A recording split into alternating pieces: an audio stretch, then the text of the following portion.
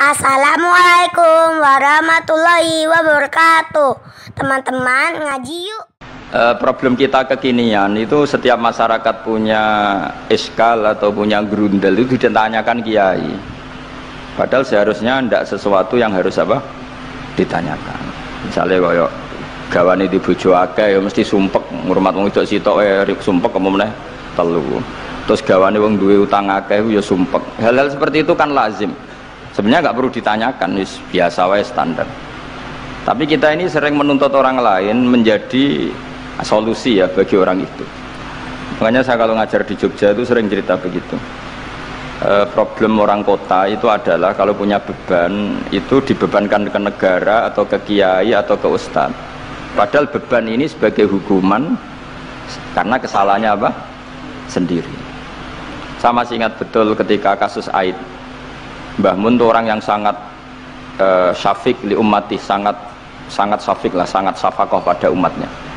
Ketika ada seorang dokter peneliti obat Aid, itu sangat tertantang, dia sangat obsesi bisa menyembuhkan Aid. Aid yang karena free sex ya, bukan karena ketularan. Saya ulang lagi, yang karena seks bebas, bukan karena ketularan. Itu tidak biasanya yai duko, baru pertama itu saya melihat yai itu agak duko. Terus beliau tidak jawab, tapi setelah dokter itu pulang ngendikan begini, pangeran itu kadang ngersakno kabeh iku ana sangsine, cara bahasa modern ana sangsine. Ya tujuane pangeran iku wong ben tobat ben balekna ning Allah. Jadi ana wong uripe ngawur diutang, ya sangsine wong urip ngawur diutang ben uripe apik. Intinya Mbah Mun mau ngendikan kesalahan itu pantese ya ana sangsine ben wong tobat. Lah saiki kiai iku nek ditakoki ngono berusaha cari solusi sanksi iku, padahal Allah kepengin memberi sanksi. Enggak sampean misalnya zaman mondok ra sregep terus bareng saiki dadi kiai bingung terus kula kan dadi solusi Gus kayak donga laduni. Wong pangeran ngekeki sanksi kuwe zamane mondok ra sregep. Ben rasane isin maca keliru di depan umum. Malah yo ijazah napa? Laduni. Jadi itu pelajaran bagi saya menurut saya. Jadi kata Mbah Mun la'allahum yarji'un itu la'allahum yantahun yang di Quran itu satu kesalahan itu pasti Allah itu menghendaki ada apa? Sanksi. Tentu maksudnya Allah baik supaya tobat. Tapi sekarang sanksi itu mau dihilangkan. Kadang konsultannya itu kayak bojo kepengen minggat sing lanang tak takoki kena apa mun lami Gus boten kula nafakoi ya aku yang mending normale iku minggat iku wis terlambat bojomu kepengen minggat saiki iku terlambat kudune wis wingi-wingi normale wong lanang ra tanggung jawab mencen sanksine bojone mesti bojomu pinter wis ngerti sing lanang ra kena deloki melok wong tuane ya meniku dadi nah seperti itu menurut saya semua kiai itu harus kayak saya dalam bab itu. Tapi mereka nyari dongo, piye bojo iki ra dicukupilah seneng.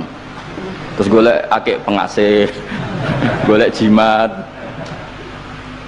Akhirnya Mbah Mun nate cerita, sing kula paling tak kenang sih, Pak. Akhirnya kiai ini nganti lali ya. Ana wong melarat di ijazah kiai, berhubung kiai ini ku isin muni ra iso, diijazahi duha mek donga. Kiai ini ku lali nak dhewe fakir. Akhirnya yang minta ijazah itu ditimbali Mbah Mun, rene tak ijazahi. Kowe yo ijazah duha mek sapa kiai iki. Lha kiai ku dhewe fakir kok mau jalu ijazah. Yo ijazah ya mek aku sing wis sukses dadi kiai sugih.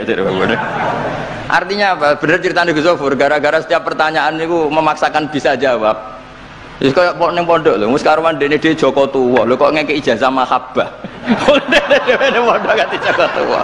Itu di pondok mana-mana Gus itu ada ijazah laduni. Padahal sing ijazah iku ya tau ra munggah. Sekolahnya ora tau munggah. Ngono dicalon ijazah laduni yo. Coba di pondok-pondok beredar gak ijazah ketemu Nabi Khidir? Beredar. Padahal yang ijazahnya juga gak pernah. Nah itu karena yang diceritakan Gus tadi memaksakan bisa. Jadi karuan dekne dhewe ra iso ya santai wae. Nah aku pengen ngipi ketemu Rasulullah itu beredar gak ijazah itu? Mungkin Pak Delkan yang pernah mengijazahkan itu. Tapi ya ora tahu. Sampe tahu ngijazahne Pak Zakaria. Oh, jadi ya bisa saya terus ya. Karena jubir torekoh nih. Jadi intinya kalau tidak bisa ya bilang saja tidak bisa sampai apa jangan kita lupa tadi ya sampai lupa daratan tadi, karena problem negara kita termasuk itu. Semua intelektual, semua pakar kalau ditanya problem negara itu semuanya jawab, akhirnya kan gaduh, semuanya punya rumus, semuanya punya versi, akhirnya gaduh. Misalnya pemerataan Indonesia rumusnya gimana, yang satu bilang wah ibu kotanya dipindah, yang satu bilang enggak, harus ada sentralisasi di Jawa supaya ada kualitas A, ada kampus terbaik, ulama terbaik. Kalau diratakan nanti kemampuannya rata, itu justru tidak bagus. Yang ketiga enggak, wah kualitas demokrasinya dijaga. Yang satu enggak, demokrasi tanpa ekonomi tidak bisa. Dari santri ya, sedunia rasa pikir, besok mati ben. Nah itu kan karena memikir sudah semua ahlun nar itu redaksi di Quran tuh khalidina fiha, sehingga zaman tabi'in sudah banyak yang berpikir enggak ada kemungkinan orang sing yukhrajuna minan nar. Sehingga terus ada kafilah, itu ada delegasi, ayo kita ke Medina, semoga kita ketemu sebagian ashabu Rasulillah. Sehingga cerita akhirnya ketemu beberapa sahabat. Di situ diceritakan ada Jabir, ada beberapa lah yang sahabat sepuh bahkan.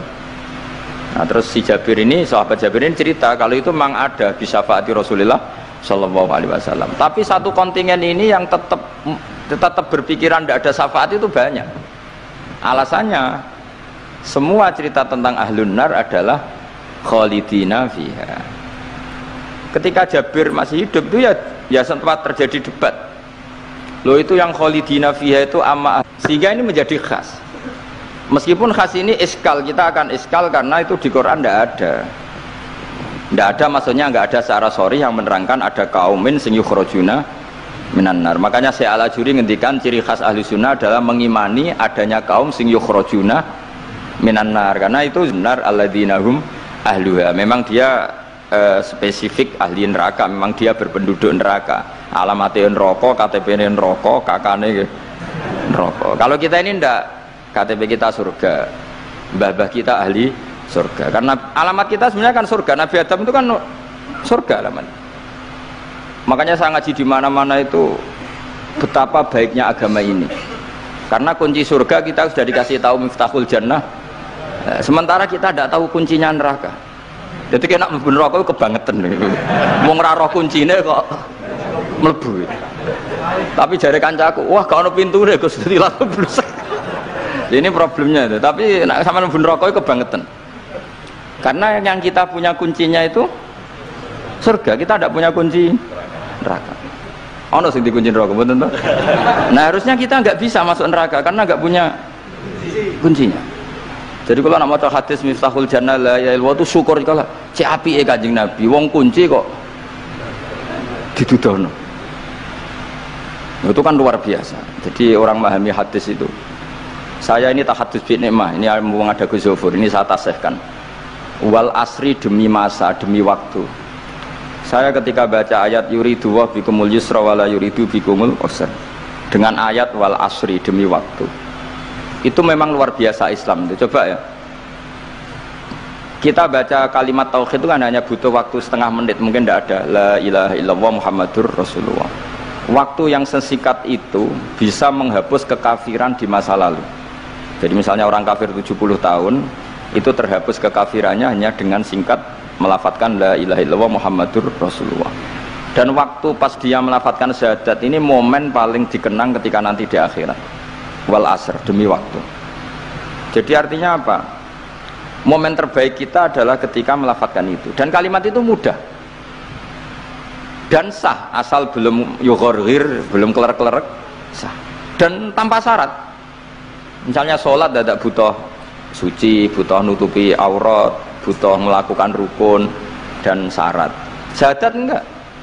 Lau talaffadhu kafirun bihadhi syahadah, mesti apa? Sohat hadhi syahadah. Padahal kafir urung adus ijek cerita ya betapa agama ini mudah. Ya kan, kalimat yang bisa menghilangkan kekafiran kemudian tidak banyak syarat. Coba kalau kamu mau sholat, syaratnya kan macam-macam. Mau zakat, syaratnya macam-macam. Tapi kalau mau yang masyhur itu khawarid lah. Khawarid itu kelompok yang sangat soleh secara zahir. Yes, ibadahnya kata Rasulullah apa siamu apa laisa siamukum kasiyamihim wa qiyamukum kami qiyamihim. Jadi puasa kamu sahabat enggak sehebat puasanya orang apa? Khawarij. Ibadah kamu enggak sebanding ibadahnya Khawarij, tapi mereka sangat biadab. Ya murukuna minaddin murukosahmi minar ramiyah yaqra'unal Qur'an la yujawizu hana jiro. Dan diantara kesolehan yang berlebihan ini kata Nabi apa? Yuqatiluna ahlal Islam wala yuqatiluna ahlal ausan. Kalau dijak musuhi sesama Islam semangat, tapi dijak musuhi yang jelas salah ndak semangat. Ini kelompok sing hadarona humun nabiyu, kelompok yang kita diperingatkan Nabi untuk sangat apa menghindari. Karena logikanya jelas ya. Orang yang kafir saja inginnya Nabi menjadi muslim dengan diajarkan syahadat. Tapi ini orang yang sudah muslim, seleranya Khawarij, dikeluarkan dari Islam. Tahlilan kafir, kuburan kafir, nyekelake kafir, apa saja menjadi kafir. Ini pertanyaannya kan, inginnya seorang Nabi itu kan tentu dari kafir menjadi muslim. Ini yang sudah Islam menjadi kafir. Jangan lupa like dan share. Jangan lupa like dan share. Jangan lupa like dan share.